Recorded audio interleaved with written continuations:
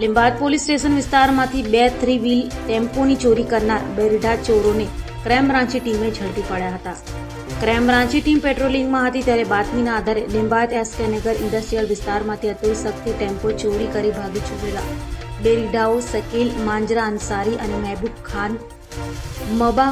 મોઇનુદ્દીન ખાન પઠાણને ઝડપી પાડ્યા હતા. આરોપીઓની પૂછપરછ કરતા તેઓએ જણાવ્યું હતું કે શકીલ માંજરો અગાઉ પોતે વાહન લે વેચનું કામ કરતો હોય, ઘણા સમયથી કોઈ સારા વાહનો લે વેચ માટે ન મળતા હોય, પોતે દિવસે પોટલા ઉચકવાનું હમાલી કામ કરતો અને રાત્રે મહેબૂબ પઠાણ સાથે મળી પાર્કિંગ કરેલ ટેમ્પાઓની રેકી કરી ચોરી, જે ટેમ્પામાં સીટની નીચે લોક ન હોય એવા ટેમ્પાને રસ્સીથી ખેંચી લાવી ચાવી વગર ચાલુ કરી અન્ય કોઈ અવરજવર વગરની જગ્યાએ સંતાડી બાદમાં તેને સારા ભાવમાં વેચવા લીંબાદ વિસ્તારમાંથી